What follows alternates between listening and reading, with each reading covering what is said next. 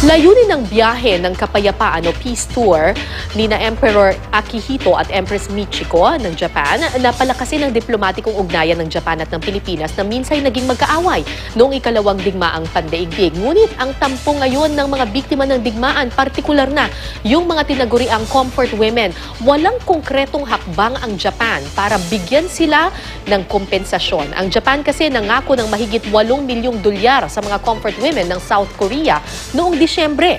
Alamin natin ang mga issue ng comfort women kasama si Attorney Virginia Laksa Suarez, ang abogado ng Malaya Lolas. Magandang umaga po, ma'am. Magandang umaga, Karen. Ma'am, matagal na tayong magkakilala dahil 10 years ago, ginagawa ko na yung documentary tungkol sa mga comfort women at hanggang ngayon, sad to say, marami ng mga lola ang namatay, pumanaw na sila.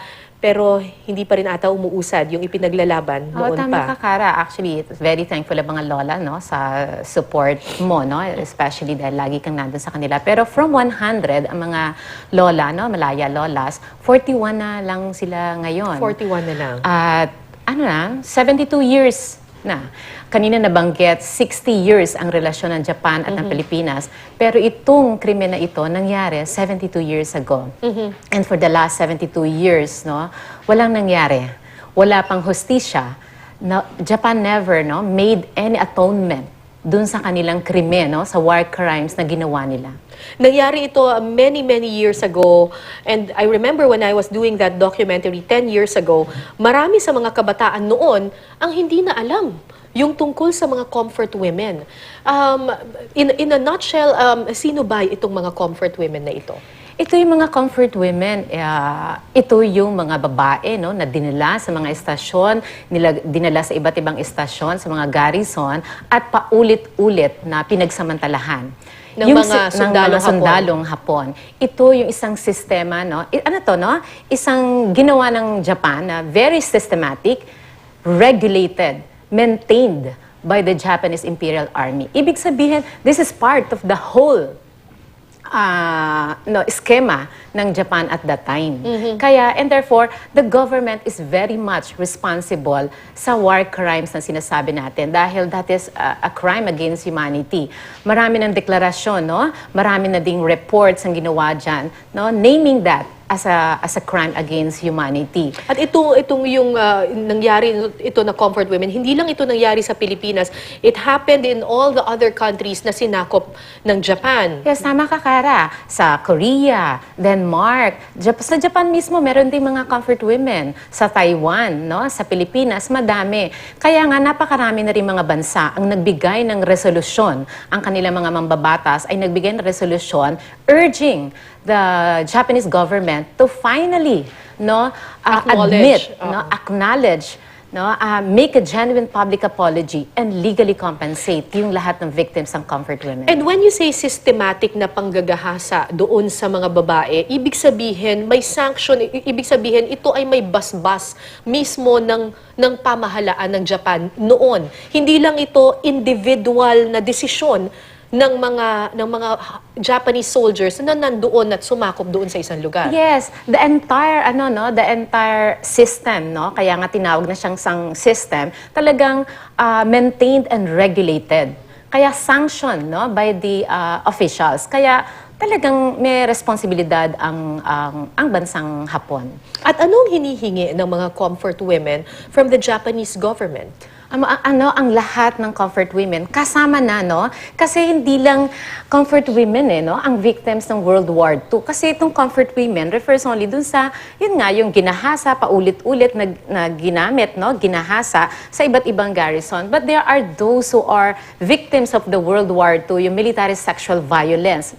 Meron ding mga tinatawag na siege. Yung sa Mapanike, ito yung tinatawag na siege, no? The entire Mapanike was attacked simply because this is the seat of Hukbalahap, no? All men in Mapanike were killed.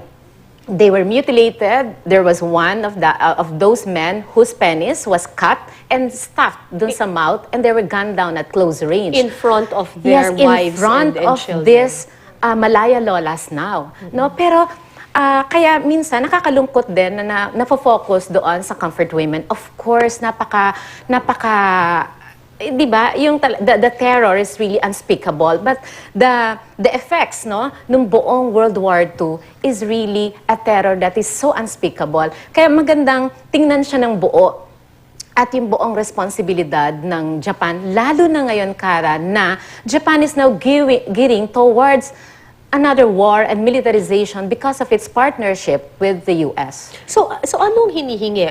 Compensation? Yes. Oo. Of course, the genuine public apology. Maraming beses sinasabi ng Japan na nag-apologize na sila. But, Kara, a genuine public apology presupposes, should include admission of a wrongdoing. There was never any admission of a wrongdoing of the act that is being complained of. Second, of course, the legal compensation and the restitution. Ano? Yung pagbabalik sa kanila ng lahat ng nawala. Pero hanggang ngayon wala. Alam mo, malaking bagay din yung dapat gampanan ng ating gobyerno. No? Nakakalungkot dahil kinakailangan pang magsampa ng kaso ang Malaya Lolas, no, for mandamus. Ang mandamus, ibig sabihin, kailangan niyang pilitin pa ang gobyerno para samahan siya sa pagsasampa ng kaso laban sa Japan. At dinismiss ito ng Supreme Court. Dahil sabi ng Supreme Court, it's an executive act. No? Ibig sabihin, discretionary sa ating gobyerno. Hindi ito katulad ng ginawa ng gobyerno ng Korea. The Korea supported lahat ng mga victims ng World War II. Kaya naman, nagawa ngayon na magbigay ng 8.7 million dollars, no, magbabayad ang bansang Hapon sa gobyerno, no, o dito sa mga biktima ng World War II. Sana ganoon ang ating gobyerno, yung bang merong Inisyatiba. Yes, inisyatiba at pangangalaga sa kanyang mamamayan, lalo na dito sa biktima ng World War II. Kasi kung ang comfort women ng Korea ay na-compensate at kumbaga nabigyan kahit papano ng hustisyang kanilang hinihingi, bakit hindi pwede dito Yes, sa and Pilipinas? the victims of the World War II, no, yung mga Pilipino, we do not stand, di ba, differently from those victims ng Korea. Bakit hindi magawa ng Japan?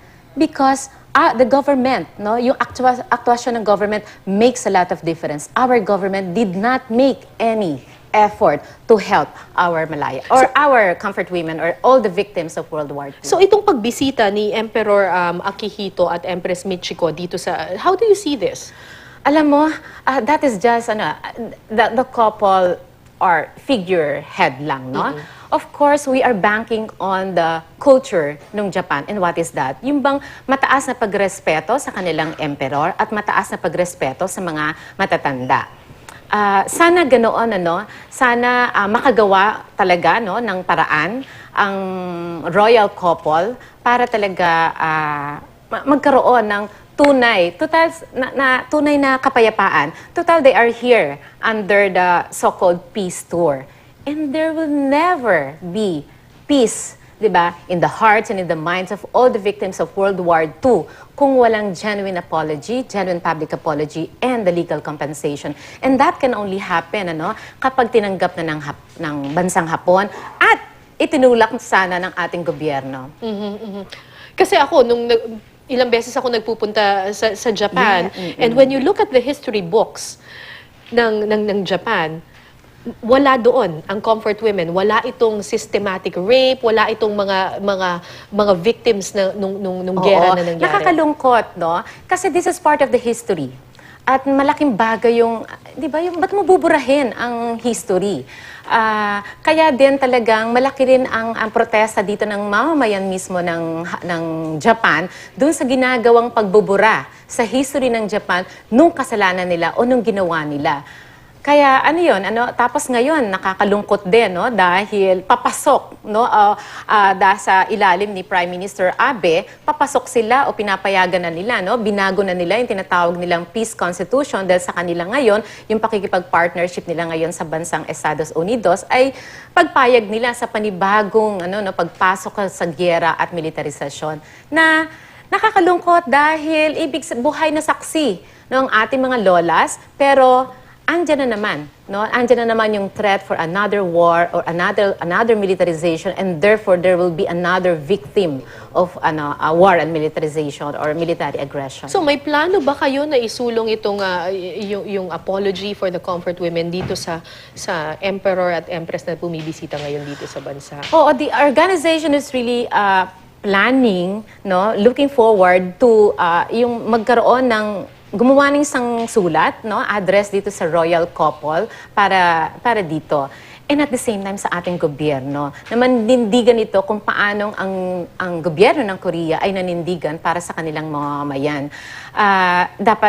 Dapat ganoon, nung pang-Kara, Jepepa times pa. Ganun na ang hiling ng mga lola, ganun na ang hiling ng mga mamamayan na kilanlin, bago ka pumasok sa anumang agreement, 'di ba? Kilanlin mo yung krimen na ginawa ng kapartner mo, 'di ba?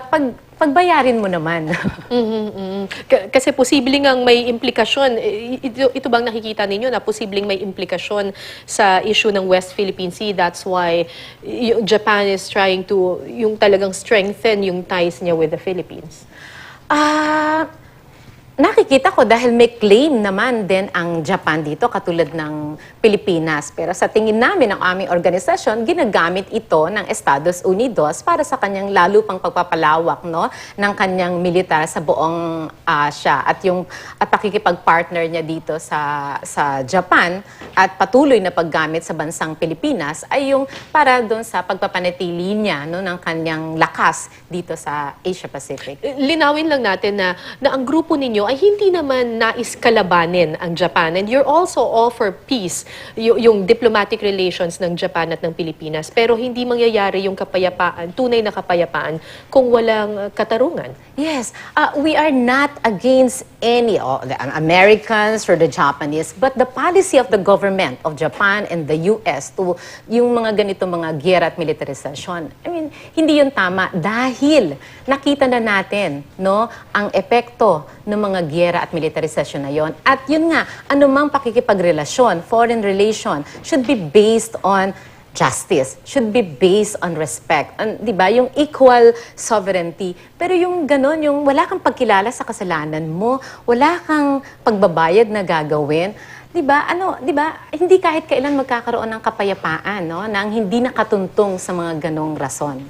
At ang pagkamit ng kapayapaan at ng hustisya, hindi lang nasa poder ng Japan, nasa hakbang din ng ating pamahalaan. Oo, no? Kaya doon, ako nakikita ko nga, baka naman talagang kaya hindi, no? Walang ganun ang Japan, no?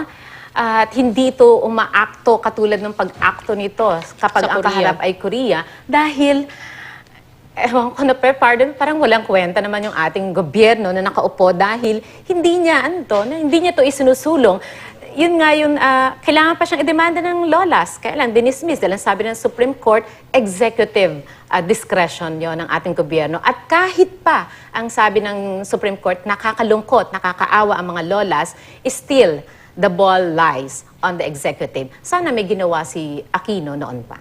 Maraming salamat sa iyo, Attorney Virginia Lacsa Suarez, ang abogado ng Malaya Lolas. Salamat po.